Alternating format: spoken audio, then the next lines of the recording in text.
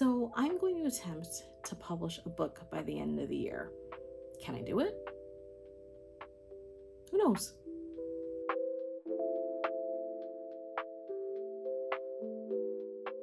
Hi everyone, my name is Anne-Karine Quinn. I also go by Nina the Lucky Rabbit on my other channel on YouTube. You can go check that out if you're into things like travel vlogs, hotel reviews. I mostly do a lot of Disney hotel stuff, but here, this channel, I'm gonna focus on anything that has to do with my book publishing journey. I currently have one book that's finished that I am going to discuss with you right here, right now. But I also want to use this channel as a way to kind of serve as like a memory photo vault dump, essentially, of just any struggles that I went through and what I was going through in terms of not just the process bit by bit, but also kind of any issues or even ways to troubleshoot through things. So here we go. So in terms of my writing journey, I started when I was roughly around 12 or 13 years old. I want to say it's been years. And it's extra cringe. It was a self-insertion, like, romance story. It was myself and my friend at the time, involving us and specific members of Backstreet Boys, like the boy band group. Again, cringe. All right, guys, give me some give some forgiveness over here, because it's just okay. But anyway, the way that it worked, it was like I would write a little bit, like maybe 4 pages or a chapter. She would write the next chapter, and it was almost just like a binder with a book, the binder exchange, essentially. And that was kind of my first bit of writing. And other than the fact that, again, cringe, gross, like, now it's embarrassing, but at the same time, I kind of like, everyone starts somewhere. I started kind of getting more into writing in general. So I wrote, I think, my first novella about a year or two after that. So I was probably 14 by then.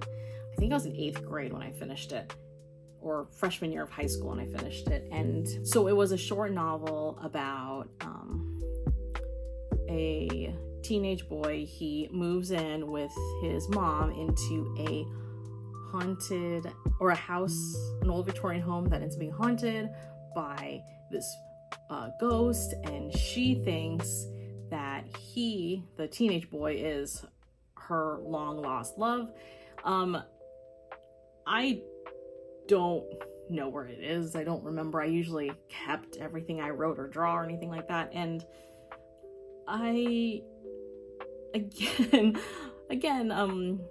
the writing was very simple, but it also made me realize that I kind of really like the romance genre, so here we are. So roughly around the time I was 16, I discovered fanfiction.net.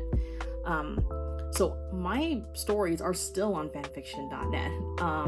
It's under the handle Girl Quinn Dreamer, so you can find a lot of my old stories. And I kind of dabbled in a lot of anime genres, all romance, of course, but I think my biggest chapter stories, anything that was roughly 20 chapters or over, were really in the animes for Naruto and Ouran Host Club. Those are kind of like my heavier stories out there, in terms of like heavier in terms of not storyline, but heavier in terms of like length. I think each one was roughly around 27 chapters or so, give or take. So I essentially kept writing through my high school years. And then I started writing an original romance novel, roughly around the time I was like 20 or 21. I really won't go into the storyline for that one, just because I actually might revisit it and try to edit it and maybe put it out for publication, who knows. But I never finished it. I think I had like the last paragraph of it, but I never actually wrote in that paragraph because I have it in my head still, even to this day. Even if I finish the majority of it when I was like 20, 21 or something, but I haven't actually wrote down the ending. So there's that. And then I started another romance story. This one was more of like a paranormal fantasy, supernatural kind of style romance story that I started when I was 25, I think, 25 years old. And again, didn't finish it, but I was like over halfway through it. And again, probably don't want to really go into the plot because I might revisit it and I might publish it. So if it ever shows up in the future, then I'll explain that, oh yeah, this was a story I started when I was 21 or 25 or whatever. So essentially, I've been writing since I was roughly 12 or 13, and math. And almost 3 decades later, that's dating myself, obviously. Over 3 decades later, I'm still writing. So this is where the current book comes in. So right now, I'll just call it Himeko's story. I will reveal the title later in like a book cover reveal or something like that. It's coming down the pipeline, essentially. So the story revolves around Himeko Zhao. She is the daughter of a Los Angeles triad family, and her eldest brother has been murdered. So she has been assigned a bodyguard named Keikoa, and he is the epitome of tall, dark, handsome, but also kind of slightly arrogant, kind of cocky. But overall, as they continue to spend time together, she develops feelings for him. And there's this struggle that she's dealing with about how she's having and developing these romantic feelings for her bodyguard, but then also there's this looming fact that there's a target on her family's back and she might be next. It's an adult contemporary romance. There is going to have a trigger warning or a discretionary warning on somewhere in the front of the book, or in the front couple pages of the book, because there is some coarse languages in it. There is some like curse words, essentially, you could call them. There is descriptions and mentions of violence, and there's also explicit sexual scenes. This is technically for 18 and over, and I say that just because the character, she is 21. Himeko is 21. That's when the story starts. So, and because of the themes, I just want to make it clear that who this book is actually for. I would say anyone who likes the contemporary romance genre from 18 to 49 years old, essentially. The themes and tropes you would possibly find in this book is bodyguard romance, of course. That's what I mentioned earlier. The fact that she comes from an organized crime family, the Chinese triads, essentially, is another, I guess, trope I would also mention. The secret relationship, because Keiko is technically, her employee or her father's employee, and it's kind of taboo, essentially, to try to start a relationship with, your dad's employee or bodyguard. As my social media campaign kind of starts kicking off more, I will put in a little more tropes, but those are the main three. So bodyguard romance, organized crime, and secret relationship. The inspiration for this first started off with a show called The Royals. It was on E! Network. It was about a modern monarchy. One of the sub storylines had to do with a princess who actually falls in love with her bodyguard. It actually was more like a toxic relationship, but then it evolves into something that's actually like genuine and real. And then that was the start back in when I first started brainstorming the book. Other shows that inspired it loosely actually, had to do with, it's called Tokyo Vice. It has to do about a news reporter who starts reporting about the world of the Yakuza out in Tokyo, and also the show Warrior. And that show evolves around a man who's trying to find his sister in the streets of San Francisco. We're talking about like 1850s, just after the gold rush. And he gets involved with like the warring triads that are in the city. So anyway, all that. Tentative release date for Himeko Story, like late 2024. That's my goal, at least.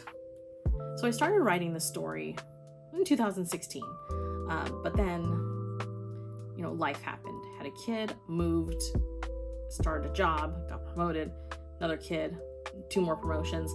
Like, life happened, and I could never put in the energy I wanted creatively because, you know, work and 2 young kids. It was just nearly impossible to find the energy for this. And then then I realized that I was getting burned out and not fulfilled in work and not fulfilled in my job. Well, my job at the time, I worked in the medical field. While it was rewarding, it wasn't as fulfilling as I thought it would be. And then around this time that I was feeling this way, my husband found an opportunity for us that would be very beneficial. And he asked, like, well, if you don't want to work, then, you know, don't. We'll be okay. And we are thankfully at the place where we could do that. I told him, though, I wanted to think about it. Because I have always had this idea that I was just going to work all the time until I retire. And then I thought about it and I sat on it for a couple more months. And then we've had the discussion again of you know, do I still want to continue working in a hospital? And then he asked me, well, what do you want to do? Well, what do you see? What's one of the dreams you've had? And one of the dreams I told him was like, I want to publish a novel. Like I want to, whether it's see my stuff at Barnes and Noble or see my stuff on Amazon that people could actually purchase and physically hold in their hand, whether it's a Kindle or whether it's an actual book. I told him that's what I wanted. And he said, okay, well, let's have that happen. So I quit my job June 3rd, 2023. And it's interesting because the time I'm recording this, or the day I'm recording this, is June 4th, 2024. So it's been officially 1 year. I have not been employed. So anyway, I thought about what did I want to continue working on? And it was Himeko Story. I started it back in 2016, didn't finish it, but it was something that I kept coming back to, like at least mentally, and wanting to get to it. So when it was a couple days after like my resignation, I found the notebook that I'll actually show you the notebook for Himeko Story. So this is the very first notes and writings of Himeko Story, and I knew it was because, and this is the thing that drives me like crazy, or like, oh my god, it's like an oh my gosh moment.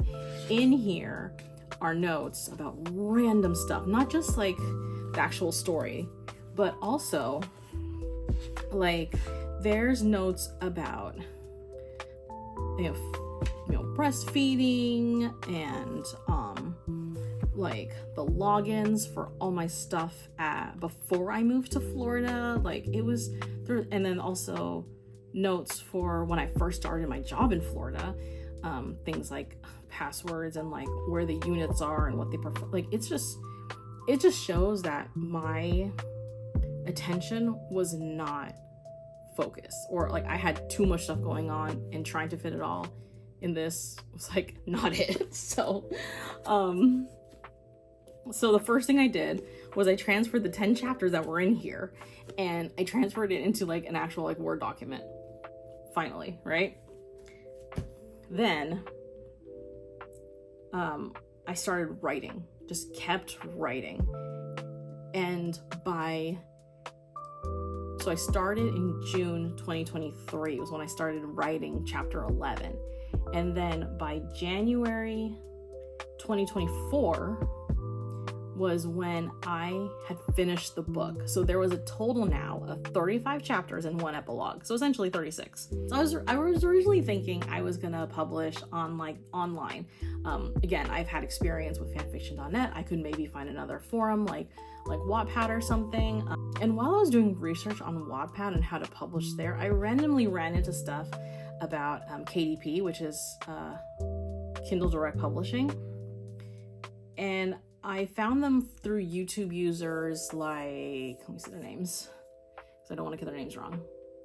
Dale Roberts, Mandy Lynn, Bethany Atazada, I hope I pronounced your name right, and Jade Leanne. And they just talked about their experiences, and there's random experiences like the top 5 tips, or like steps on how to publish on Kindle Direct Publishing, on formatting and things like that. Just random, like just general information. And I was thinking, this seems doable, especially the fact that it doesn't actually cost money to put the book on the website or to put it on Kindle. I was like, oh, well, that's cool. The same thing as putting it on like on fanfiction.net. It's free to put on. Same thing as like on Wattpad, I believe it's free to put on. But another thing I noticed when I was doing research is that a lot of people in my genre, which is the romance genre, they are still buying books. Like they're still buying like physical books. And then like they're tabbing it. I've seen it on TikTok. I don't usually use TikTok, but I have a younger sister and she uses TikTok. So she's shown me like, yeah, people like tab it or they annotate things, kind of the stuff you used to do in school. So not only are they investing in the Kindle version, but they're also investing in the physical book. So that's when I kind of thought, maybe I should go through this route instead and, take a bite and see what happens. So where are we now? Well, it's currently being edited. The manuscript is finished. It's been sent out to the beta readers. So they checked for storyline, like storyline flow and like word choicing and things like that. And now it's also being checked for grammar and sentence structure, syntax, things like that. Make sure that the voice sounds like my voice still, or it's consistent. And on top of that, I'm still also writing. So I already finished Himiko's story, and now I'm writing a duet to Himiko's story. It's not a sequel. The second book that I'm writing actually has to do with a character that was introduced in Himiko's story. Himiko is actually a fraternal twin. She has a brother, and that second story is the duet. So I'm working on the second story still. I already started doing preliminary work with the cover artist. I picked out the fonts. I haven't done the color choices yet because I have like these preliminary stock images, and we did some research on what my genre is and what's popular in my genre in terms of the book covers. So I sent over like prelim ideas, and then she's gonna start working on that sometime this summer. And then I started formatting. Now I know a lot of people, they format it in InDesign, which is great if you can have it and you can afford it, but I'm going to try to use Microsoft Word. I found this site called DIYbookformats.com. One of the YouTubers that I spoke of earlier, Bethany Atazada, she formats through Microsoft Word, and what essentially is, this is a template, and I just like edit and insert things as needed, but don't touch things like the headers and the footers, because it'll automatically do things for me. There's a lot of finicky things when it comes to print book formatting, like, you know, where certain page numbers are supposed to be at, you know, where your name and the book title should be, how far down the page you go in the beginning of the chapter. It's like there's a lot of formatting things that we don't think of as a reader, but I'm gonna try to do this on my own and see how this goes. But the template has made it easy so far. And then I also started doing some marketing research, because here's the thing, the book itself was easy, other than like the distractions of life, you know, but like in terms of getting the thoughts and the feelings out onto paper, or, you know, in this case onto screen, that was one thing. The research is not something that I'm used to. So I started doing research, like, you know, how to do social media and things like that, because that is kind of the biggest informers of information is social media. So I had to do a lot of research on that. So yeah, we'll see how that goes too. Okay, so what's next? Well, keep writing book 2. I'm estimating I'm already about halfway through. So book 2 is gonna keep writing. I don't know when I'll finish. I'm not giving myself a deadline. I don't want to do that. But I am telling myself to finish it, because I'm writing it, and I'm realizing how much I'm in love with these characters I am. Continue formatting. Right now I've gotten full feedback from chapters 1 through 9. So I've put in the edits that they said, and they looked good. So 1 through 9 is already formatted in the Word document. And then, like I said, the book cover will probably get started sometime this summer. We're shooting for August to be finished with the preliminary, or like the draft, or the proof, before we start getting more into the final rounds of the book cover. And then start really bunkering down and figuring out a marketing plan.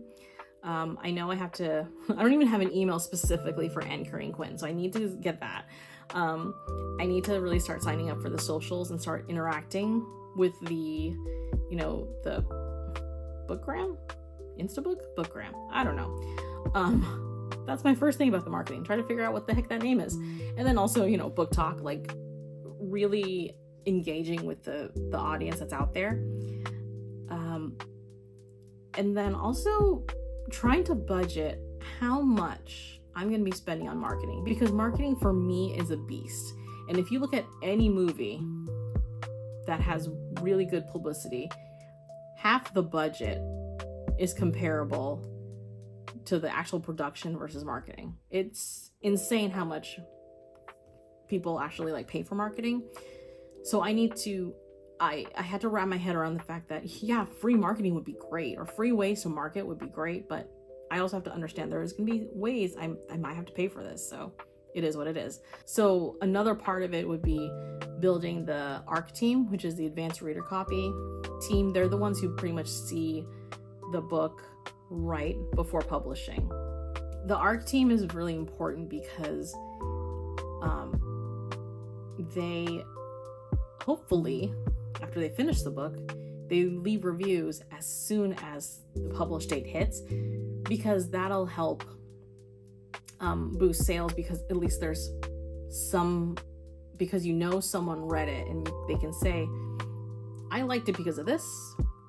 This is really for people who are into this or this. Like, have you ever looked on Amazon and you're just like, okay, this person had 3.5 reviews and this person had no reviews.